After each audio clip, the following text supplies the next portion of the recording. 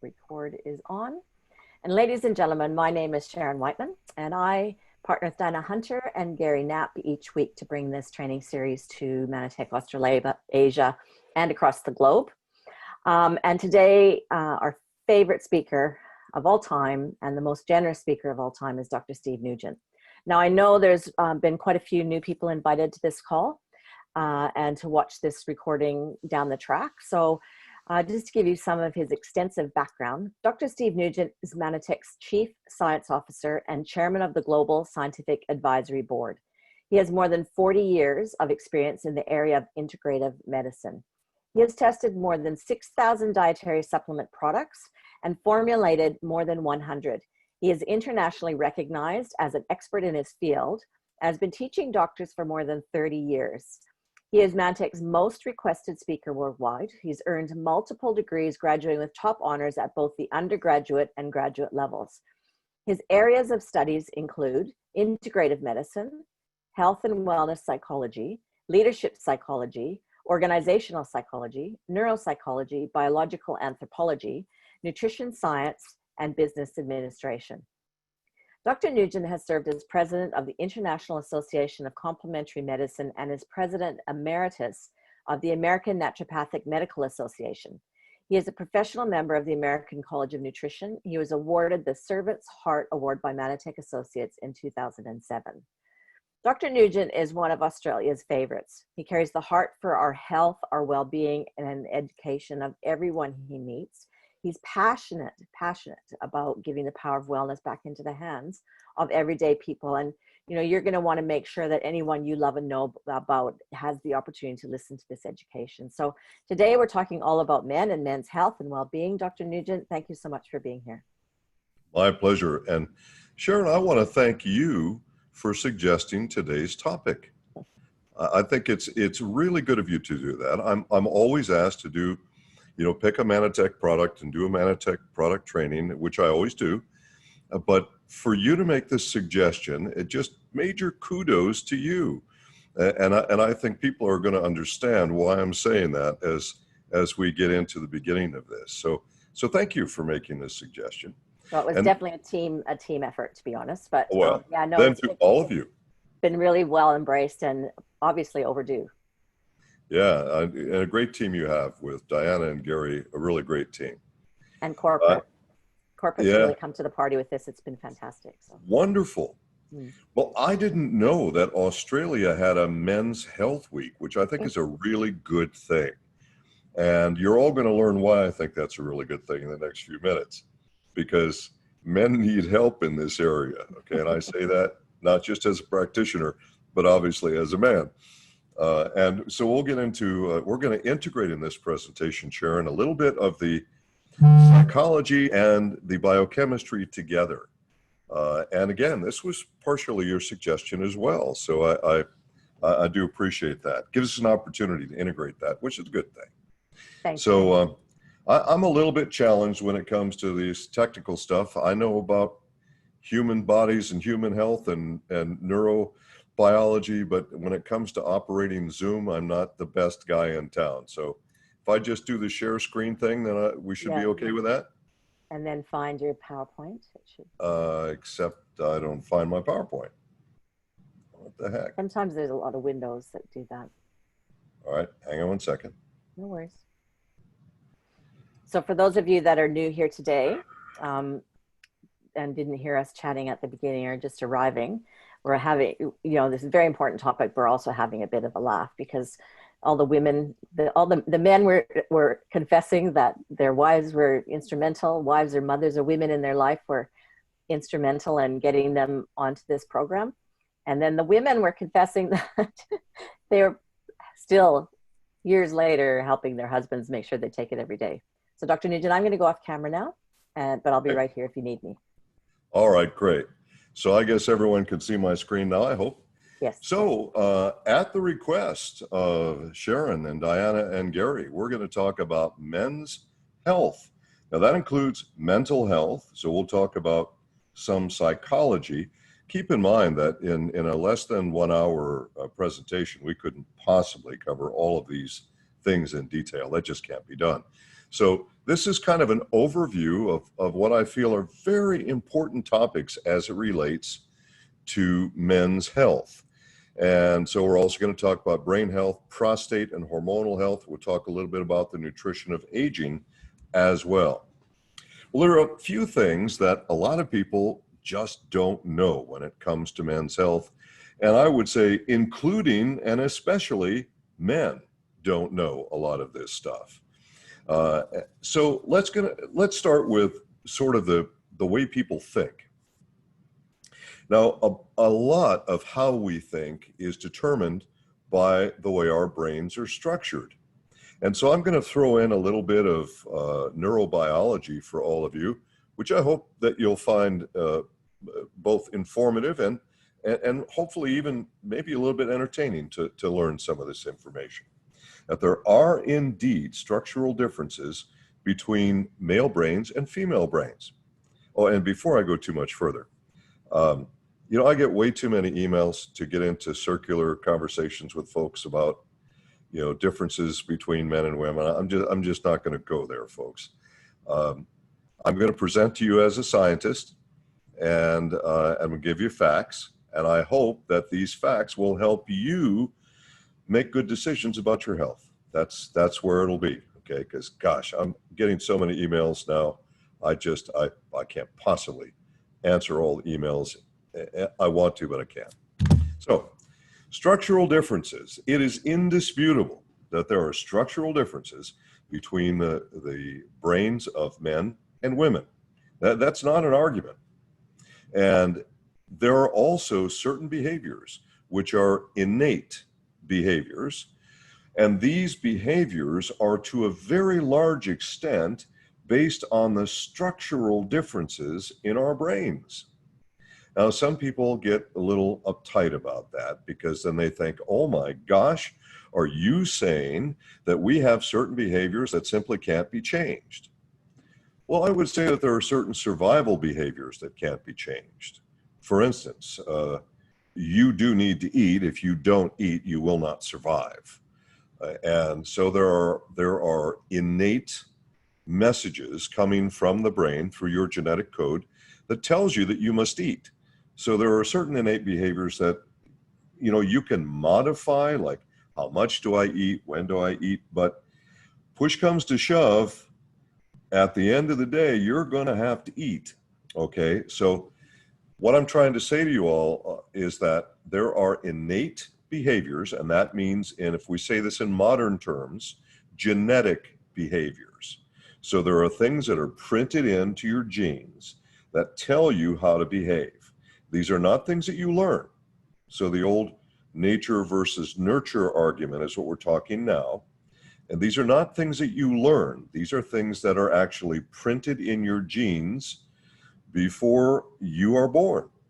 And so, and these are passed on to you from your parents, these survival behaviors, okay? Scientists now say that at least 50% of all of your behavior, that is seen as psychological behavior, at least 50% of it is genetic. It is actually programmed into your genes, telling you how to work. Again, folks, don't freak out and think that, think in sets of absolutes and say, oh, that means this behavior or that behavior could never be changed. You can learn to modify your behaviors, but there are certain aspects of genetic behavior which you cannot, at the very end, at the final point, you can't change certain behaviors. Okay, that's the way that is. So, if you were to look at the general behaviors of, and I'm going to speak in broad generalities because there are specific differences from one human being to another. So I'm not implying here that everybody has precisely the same behavior if you're a man, or precisely the same if you're a woman. That is not what we're saying. So there are specifics which can be different, not only within a gender, but in any individual. So, okay, so in a general sense, broadly and generally, males tend to be resistant to preventive health measures. I'll talk a little bit more about that. Generally speaking, females as a general population, tend to be very proactive about their health.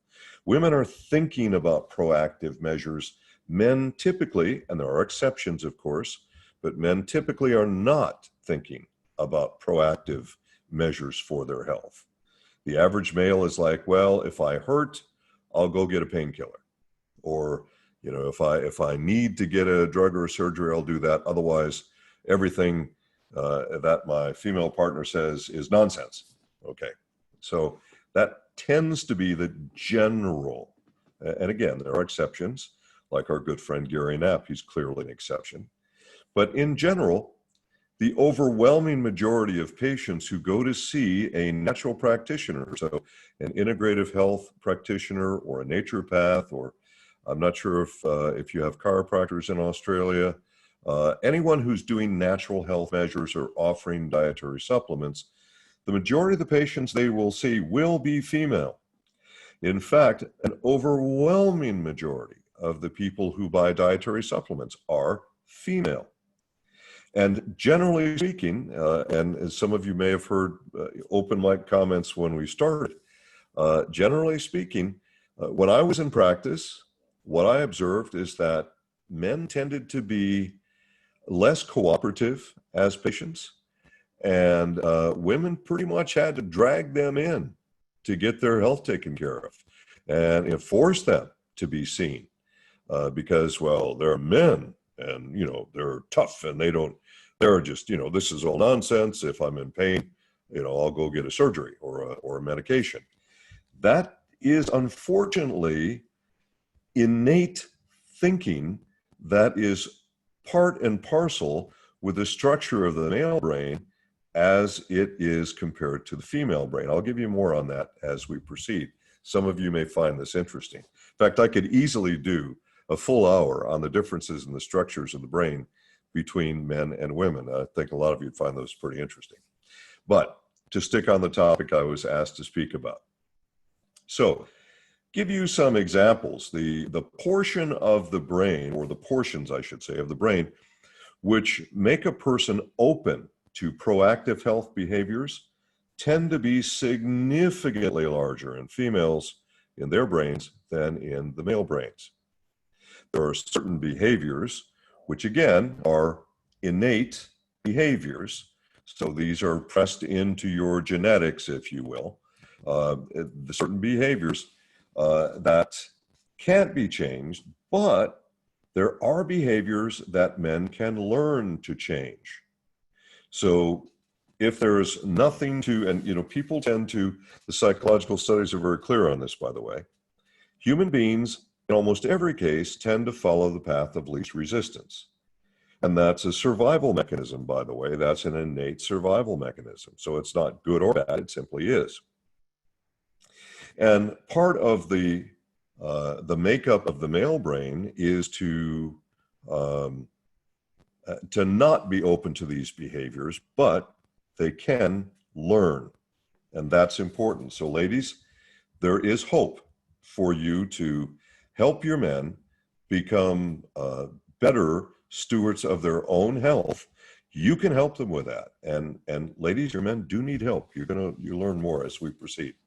And that, again, is probably why someone in Australia recognized that there needs to be a male health week because people need to be aware of these things. Now, you hear all the time about, well, humans are smarter because our brains are bigger. That's actually not true. It's people like absolutes and they like simplification. So that sounds simple. The human brain is larger than a chimpanzee brain. Therefore, humans are smarter than chimpanzees. Sorry, wrong. That's just wrong. Male brains are larger than female brains in human beings. Does that mean that men are smarter than women? I think most of the ladies will say no. That's probably not true. Okay. So I did mean to have a little humor here, but the idea is gorillas have much larger brains than humans, but I don't know of any gorillas in the space program. So it's not just about the size of the brain. It's about the brain structure, and it's about the complexity within each of those structures that has their own separate functions. Well, here we come to the idea of, I'm sure that this term has been used in Australia. I know it's been used like crazy in the United States, getting in touch with your feminine side. So the idea throughout most of human history, until really about the mid to late 1960s, we would say, well, men behave this way and women behave that way, okay? And then, of course, we had to start saying to the men, it's okay to get in touch with your feminine side. Because, folks, there are certain behaviors, and I know that somebody will misunderstand this and somebody's going to get upset. Folks, really, my only purpose is to help people, not to argue with people. So please don't email on this, okay? But the fact is there are certain behaviors which are more female and certain behaviors which are more male, and that has to do with the structures of the brain, which then has to do with their innate behaviors, okay, or their genetic behaviors. Now, generalization is usually not a good thing to do, but here we have to generalize for the purpose of this presentation. And what I want you to all understand is that all brains, even though a male fetus is a male fetus, the brain of a male fetus begins as a female brain. All human brains begin as a female brain. Now, what happens as the fetus is developing within the womb is that testosterone, because it's a male, testosterone levels begin to sort of flood through the brain tissue. And believe it or not, if you can just imagine this, if you can visualize this, the testosterone actually shrinks some of the areas of the female brain, which the result of this then is a male brain. So there are certain aspects, and guys, I don't want you to get depressed, okay? Because there's more to this presentation, but I want you to all understand, men, we men all started with female brains, all of us, okay? There's no exceptions here. And so testosterone actually shrinks certain areas of the male brain in the fetus, areas like communication centers, empathy centers, and so on. We'll talk more about that in a few minutes. Now, there can be variations in brain matter within the same gender. So what do I mean?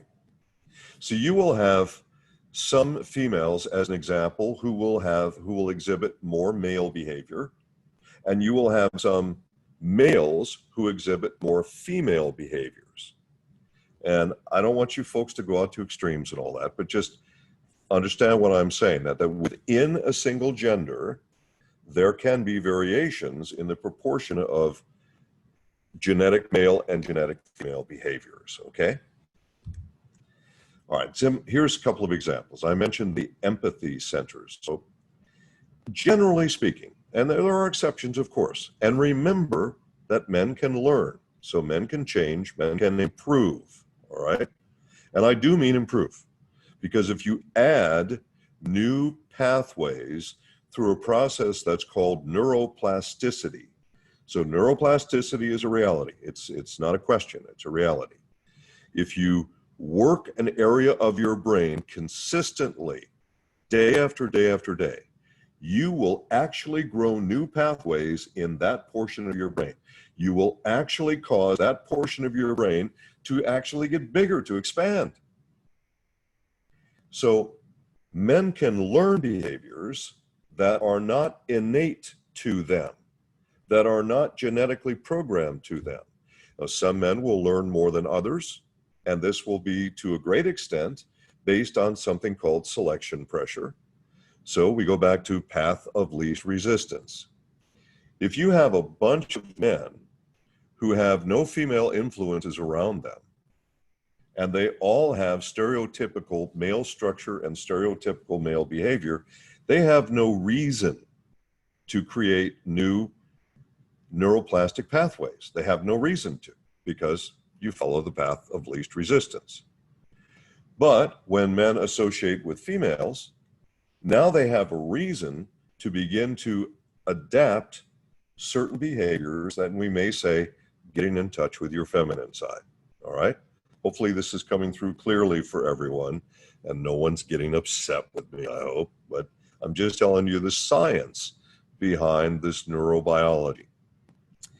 So the areas devoted to communication in females is almost double the size of what it is in males. For empathy, for saying, I feel so badly for you.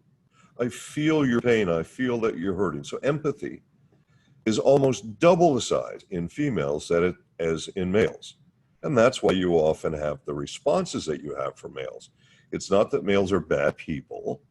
It's the way their brain is structured. And once again, they can learn and can create new pathways, and they can eventually become just as empathetic as any woman once they've created those new pathways. All right. And the same thing goes with communication. Now, the reason scientists believe that the reason that the communication centers are bigger in females is because the anthropological evidence going back to our earliest ancestors indicates that females were the caregivers. Females were the nurturers. Now, they didn't just give birth and breastfeed. And by the way, breastfeeding was always the first 2 years of life until very recent times in human history. So there was a real bond there between the mom and the child, for sure.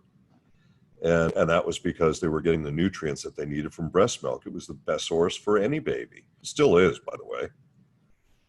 And please don't email me about breastfeeding time, okay? I'm just stating the scientific and anthropological fact. Or I don't want to fight with anybody about it.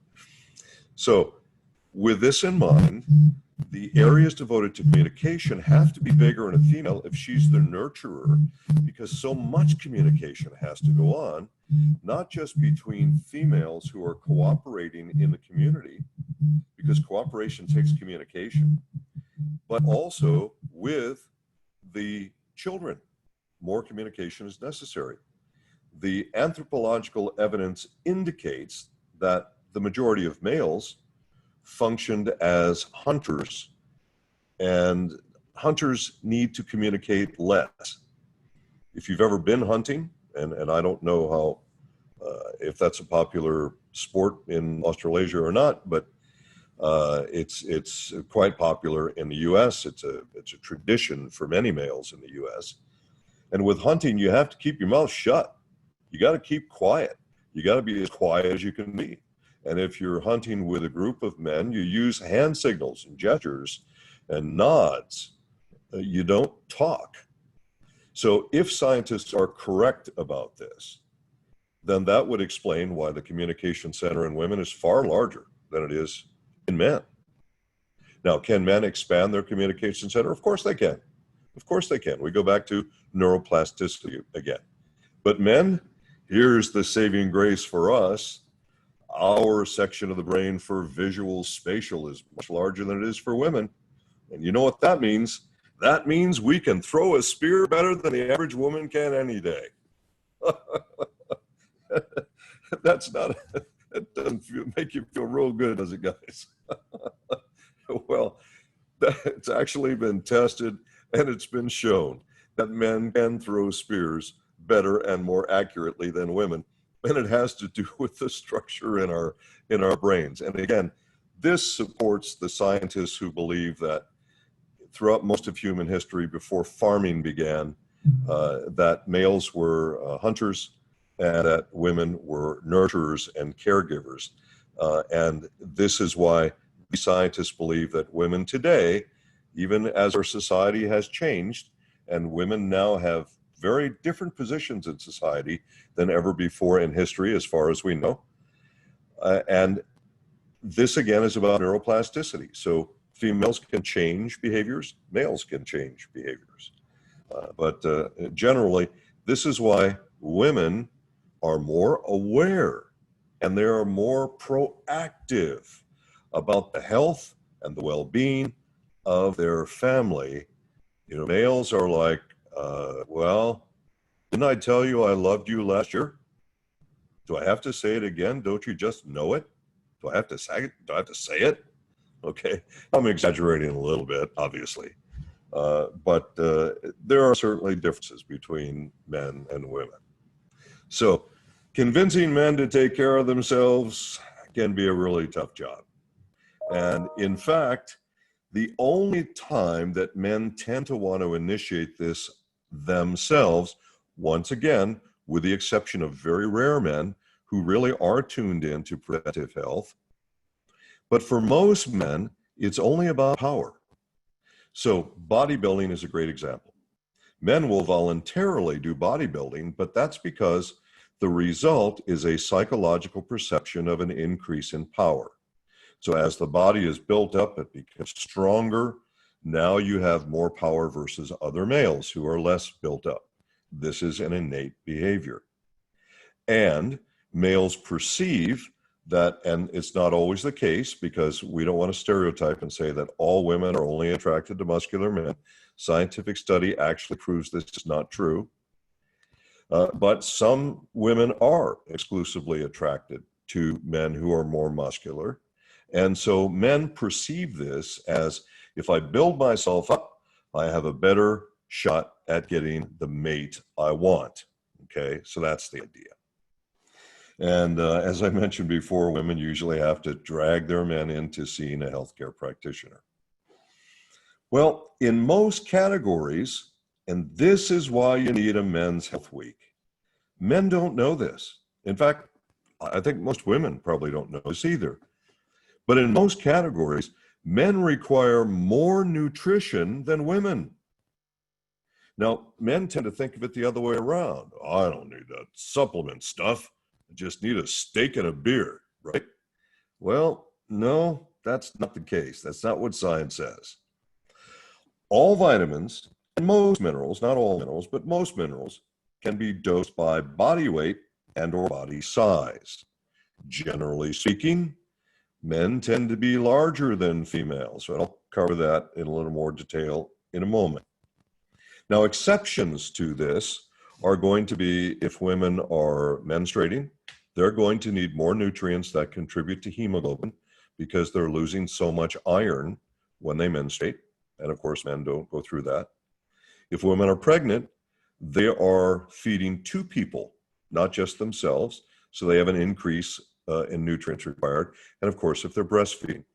And a great example here is among women who are pregnant, 65 milligrams of vitamin C minimum, that's a minimum, not a maximum, minimum per day for females who are not pregnant or breastfeeding.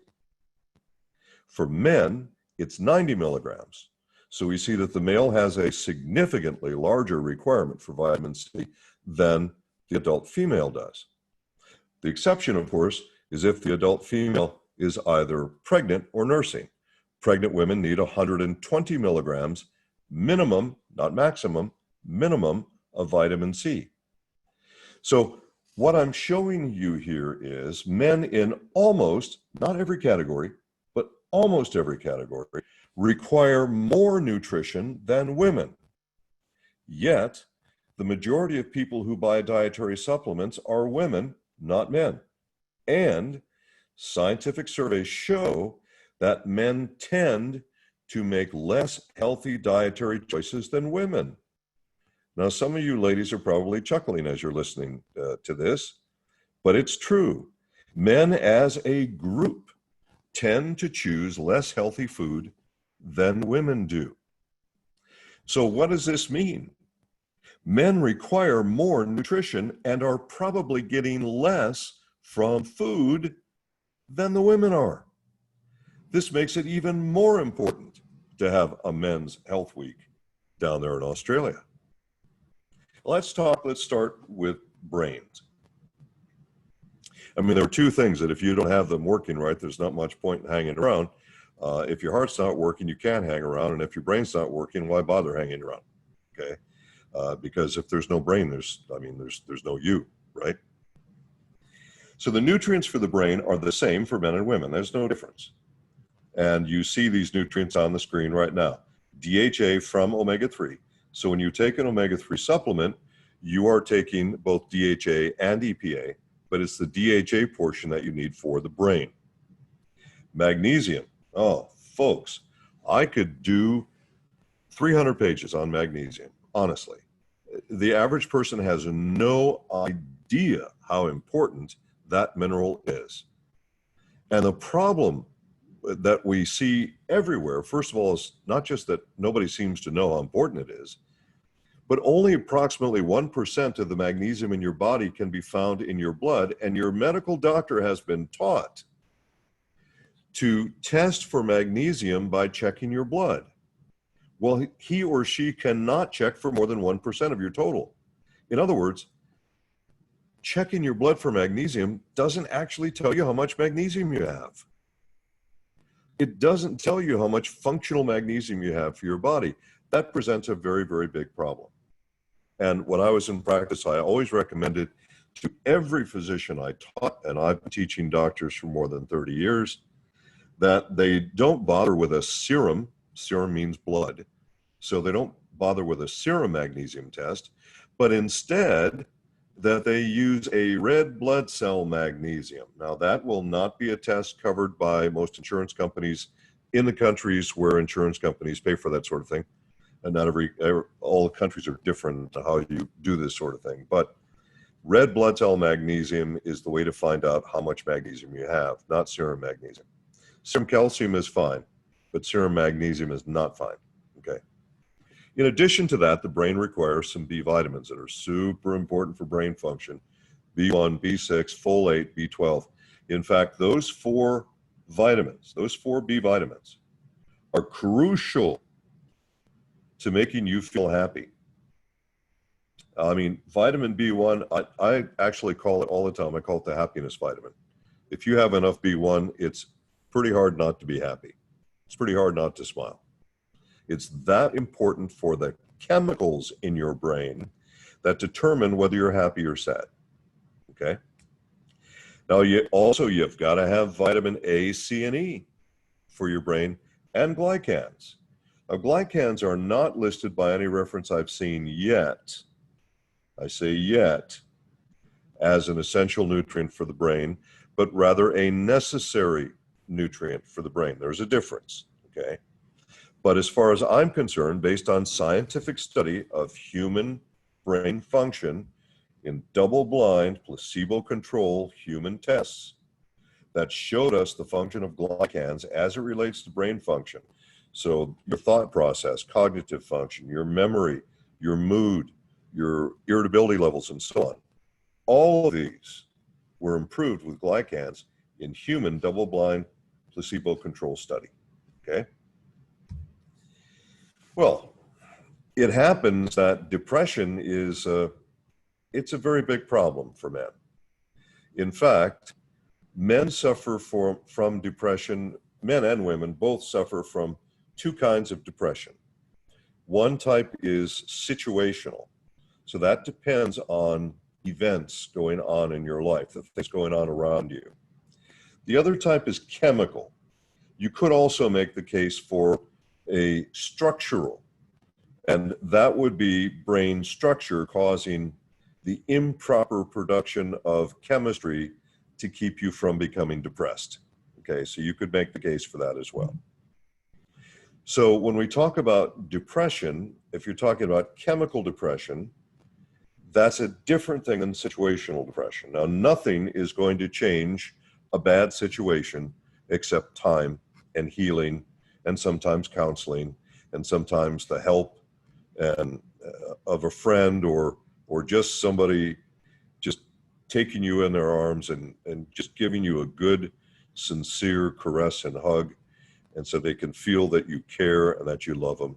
And sometimes that's all that you can do with situational depression. And we all have situations in our lives that can make us feel very sad. The thing with males is they have a different aspect of situational depression, which goes beyond those things that all women experience and all men experience. And that is depression based on achievement. Again, the structure of the male brain, and I'm not saying that there are not females that have this portion of structure in their brain, because there are.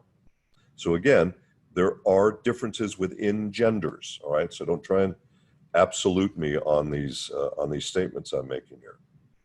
But generally speaking, in general terms, the structure of the male brain lends itself to be focused on achievement.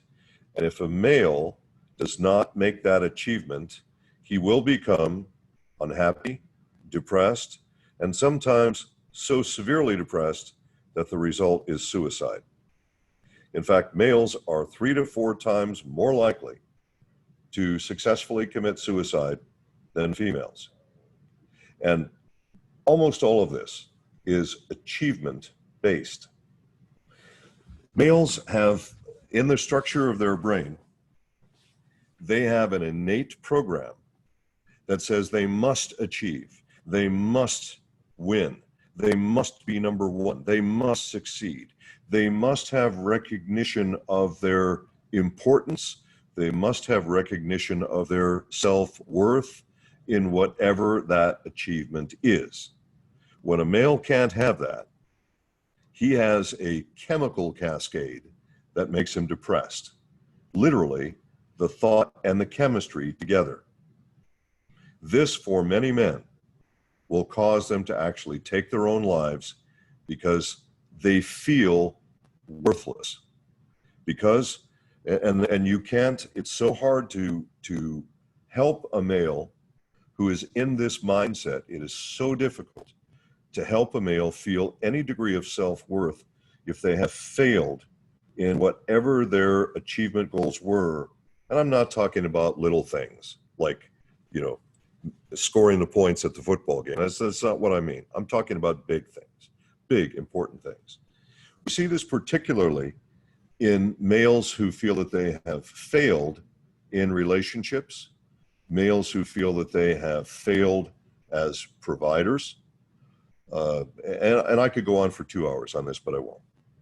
We see this particularly high in men who are 65 years of age or higher, because men are also going through a different portion of their chemistry. Everyone's heard of the midlife crisis. Everyone's heard of that. Okay. The midlife crisis for men generally starts somewhere in the mid-50s and goes up through the upper 60s. And men will come to this realization that, you know what? I am not that strong, energetic young male I used to be. There's no way that I have any time left in my life to make the achievement that I always thought I would make. So I'm just going to take my life. And this is why we see so many males over the age of 65. That is the highest suicide rate, highest group of suicide of any groups. And that's as bad as depression gets, folks. That's just, you can't get worse than that. Now, supplements can't change a situation. There's no way that a supplement can help that man get the recognition he desperately needs, or to help that man achieve the goal that he has not achieved. But when the chemistry that's generated from missing that achievement, from not making that goal, from not having that sense of self-worth, that's how a male sees his sense of self-worth.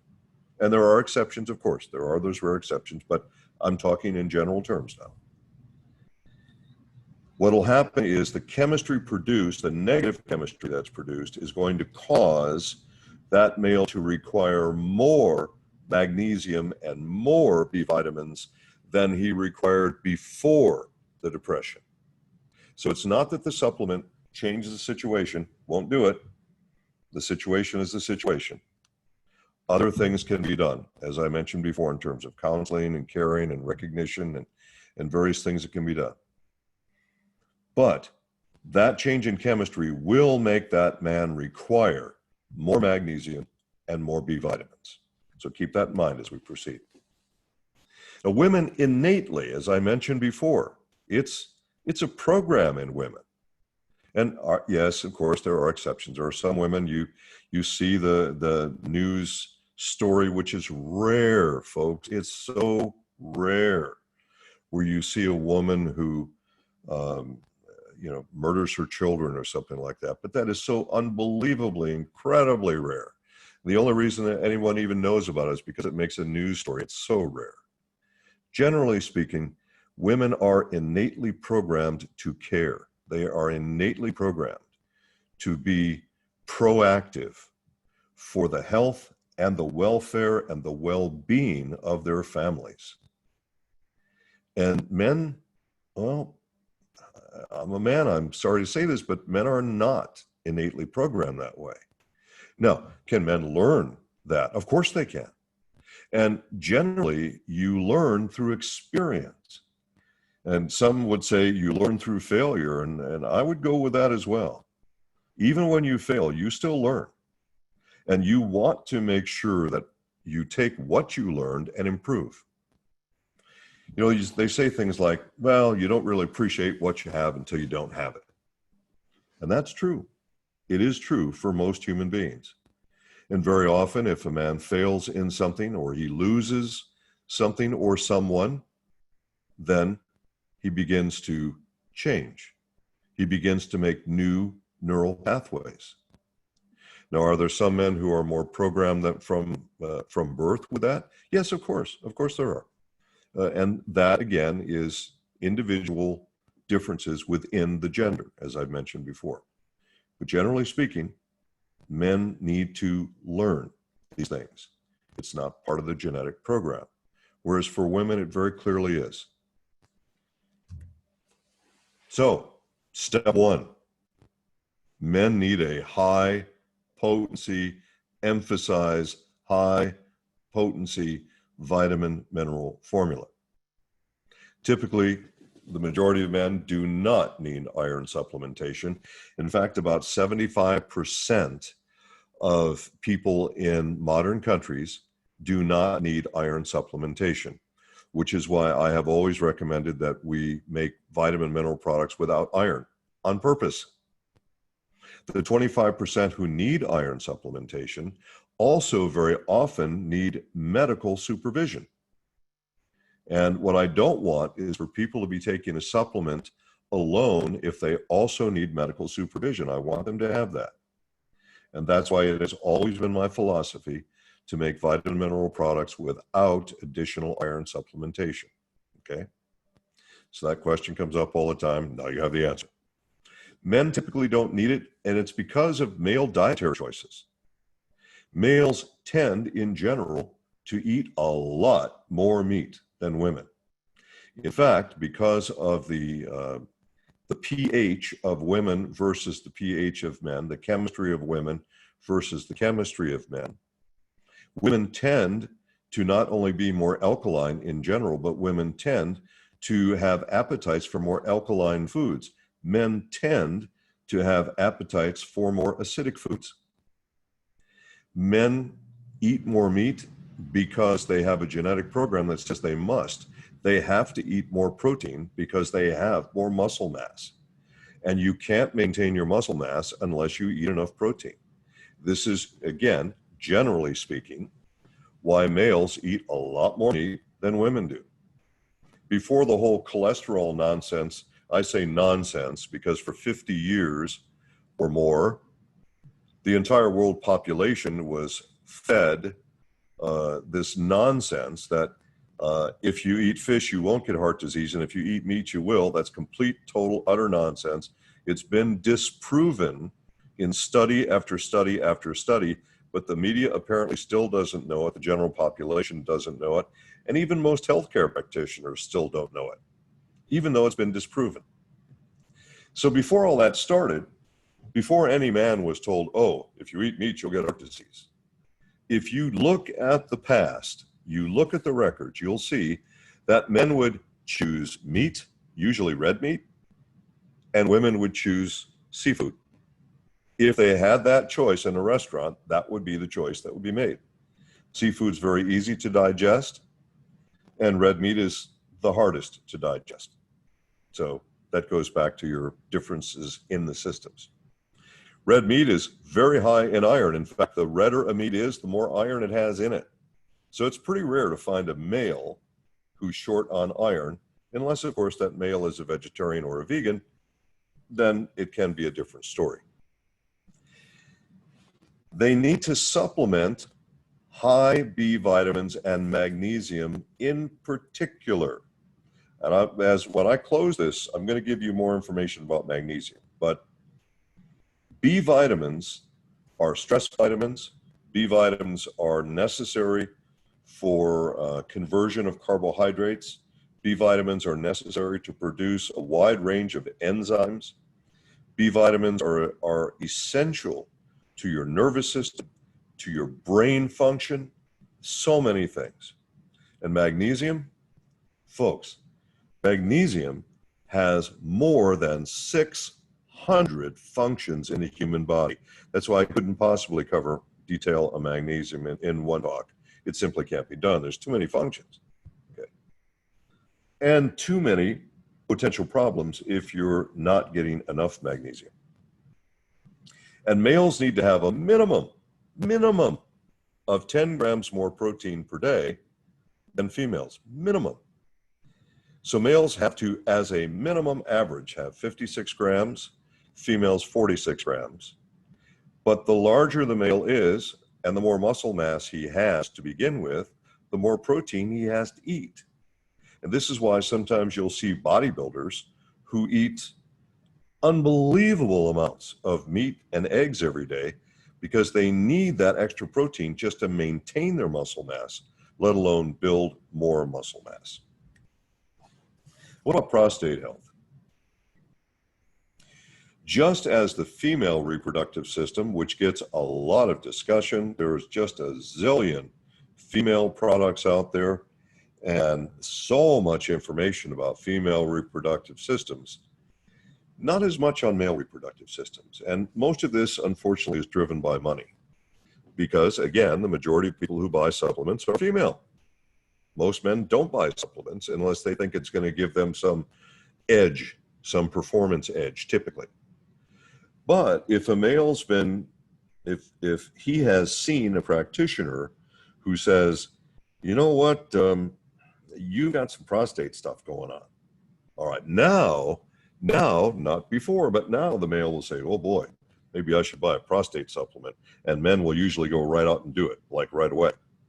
The prostate gland requires selenium, magnesium, zinc, vitamin D, and something called beta-sitosterol.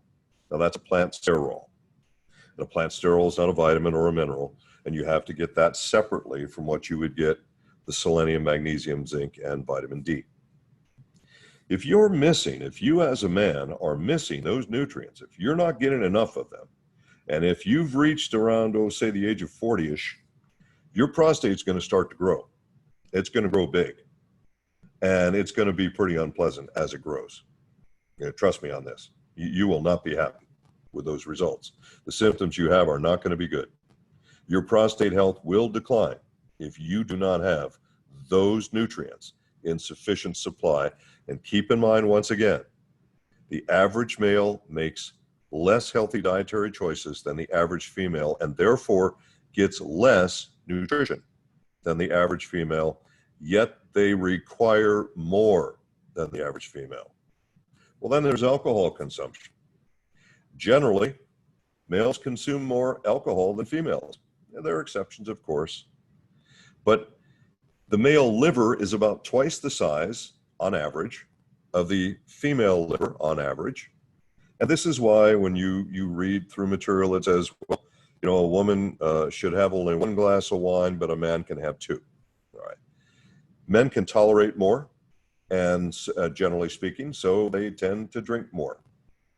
And as a result, they are causing their body to require greater amounts of, guess what, B vitamins and magnesium, much greater quantities, and then with the liver, something called choline as well, which is associated with the B vitamin group. Some argue it's a B vitamin, some argue it isn't.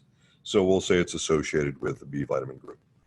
Step 2, ensure that a high potency vitamin mineral supplement is used, of course, that has at least 100% of the daily requirements of selenium, magnesium, vitamin D, and zinc.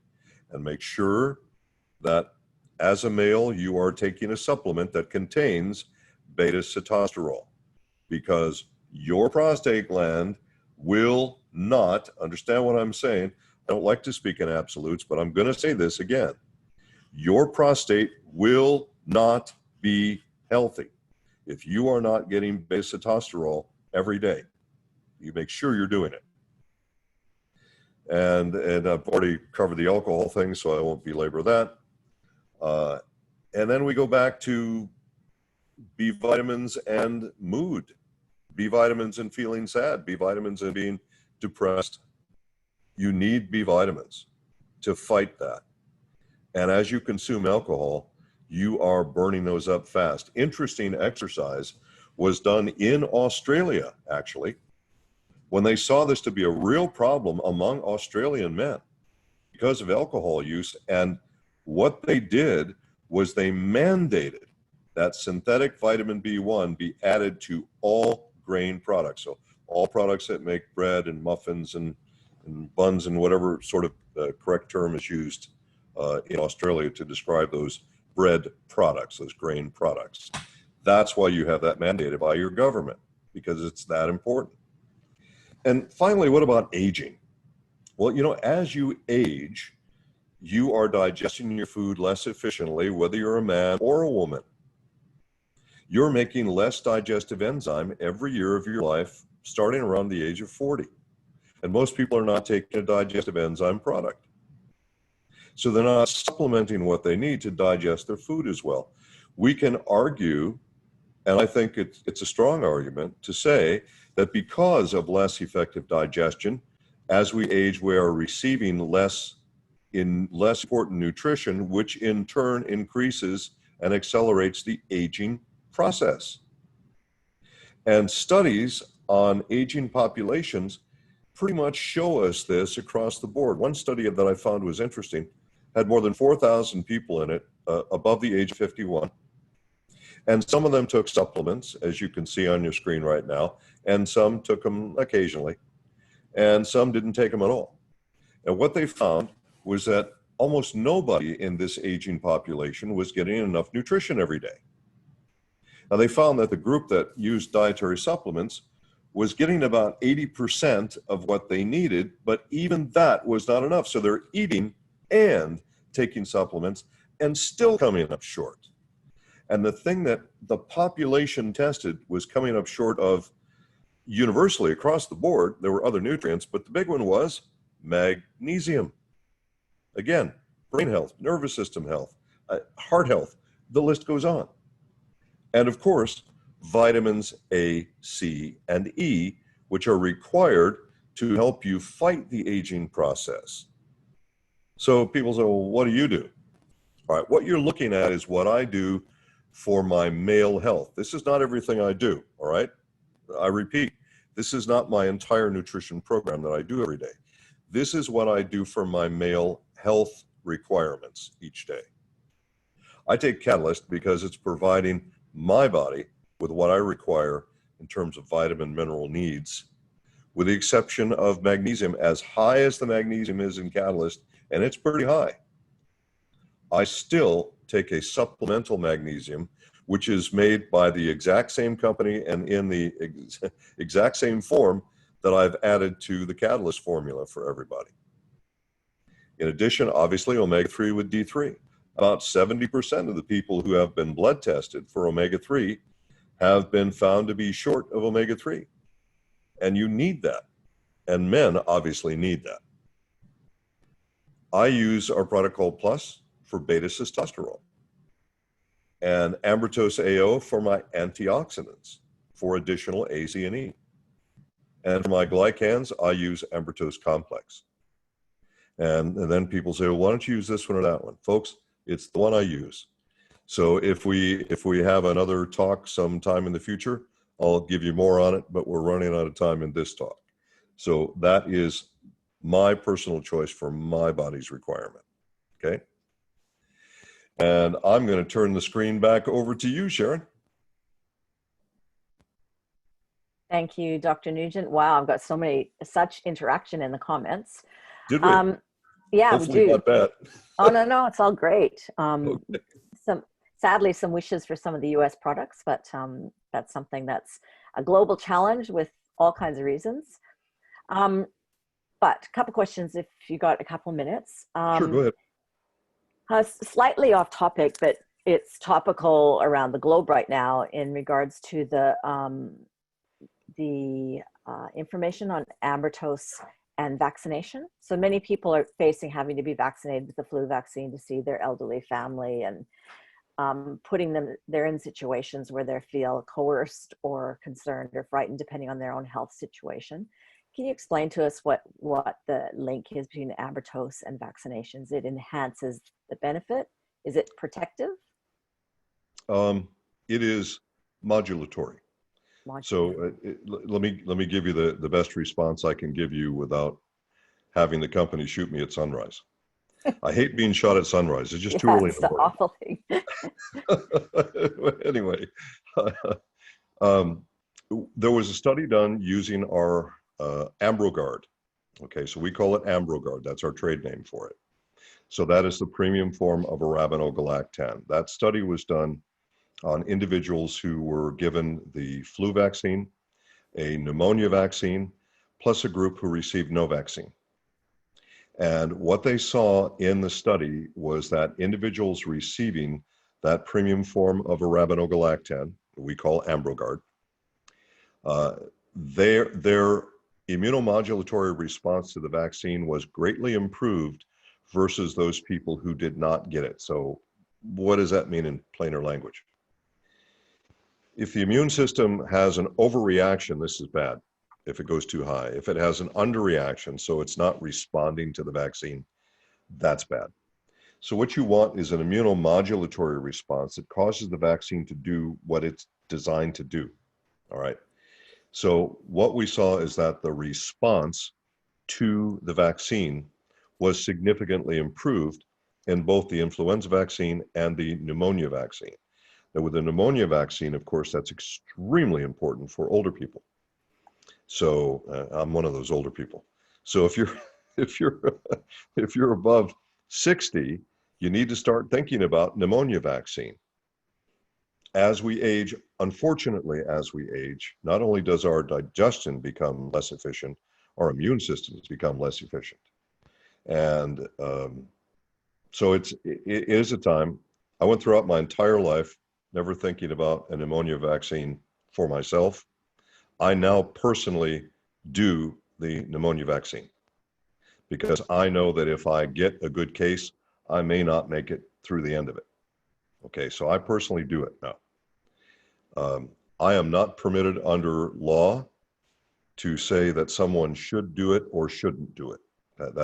I'm simply not permitted. So all I can say to you is that the arabinogalactan has been proven in human scientific study to improve immune response, the immunomodulatory response to a vaccine, both flu and pneumonia. Thank you, Dr. Nugent. And two other questions. You don't happen to recommend a brand of your magnesium, what was it, biglycinate? Is it? Yes, here's what you want to look for. The company is called Albion, so A-L-B-I-O-N.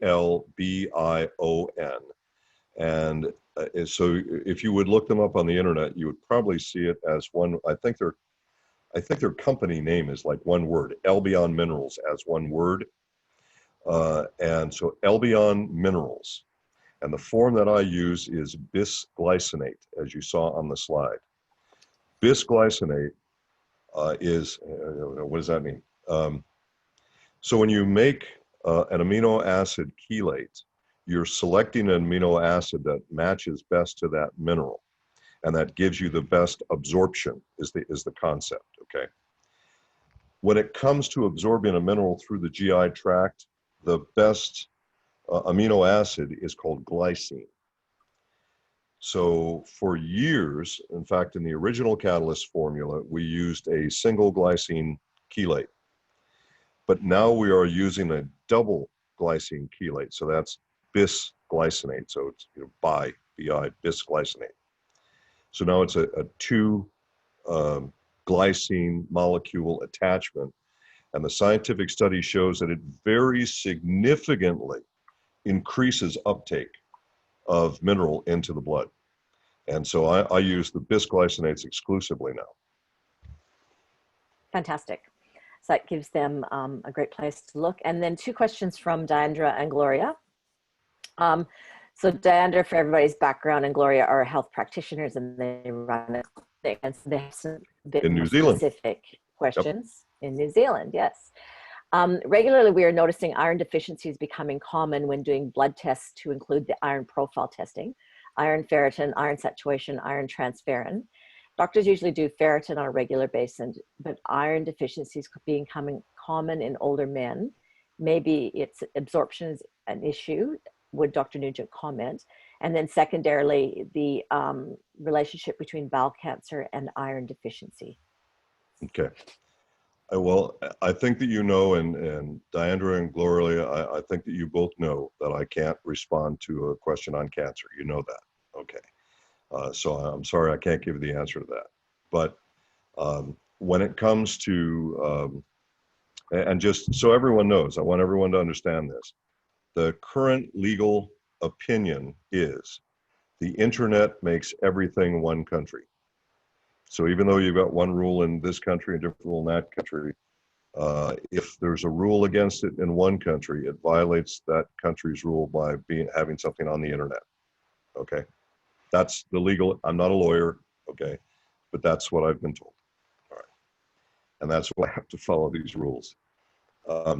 So going back to absorption, it is highly probable, and in fact, I think that we are seeing in not every case, but in the majority of cases, the problem with iron in older males is about digestion, because now they'll be consuming less. Generally, as males age, at a certain point, the appetite begins to decrease as well. And that's point different. Both of you know that's different for everybody when that hits. But because our enzyme levels are declining, and the average, according to study, is 1% per year, starting around the age of 40. So that when you're 60, you're down 20%. And you're 70, you're down 30%. And then when you look at the average male's source of iron is going to be more likely meat than it is spinach, right? Because most men just don't make healthy choices in their food, okay? And that's a validated fact around the planet. There are exceptions, like our friend Gary, he makes great choices. He's a very smart guy, okay? But the average male is not doing that, all right? So if you couple the fact that you're now reducing your production of an enzyme called protease, that's an enzyme for everyone else, Deandra and Gloria already know this, but for everyone else, protease is an enzyme which digests protein. Meat is hard to digest, and red meat is really hard to digest. So if you're eating very small amounts of red meat per serving, like say 4 to 6 ounces, I'm not sure what that is in grams. You folks will have to do that because it's the American brain here, just doing the ounces thing, okay? And you have sufficient enzyme, protease enzyme, no problem. You will digest that, you'll pull the iron out of it, you'll get the protein out of it, you'll get the magnesium and the zinc, you'll get it all, okay? But if you're down 20, 30, 40% in your enzymes and you're trying to get your iron from meat, you're probably not going to get your iron. So I think that's what we see a lot of. Hopefully that answer will help them. Dr. Nugent, thank you so very much. There's quite a few comments, but I don't think we're going to be able to cover everything. Well, one last question. Is AmberGuard only in life? Say again, please.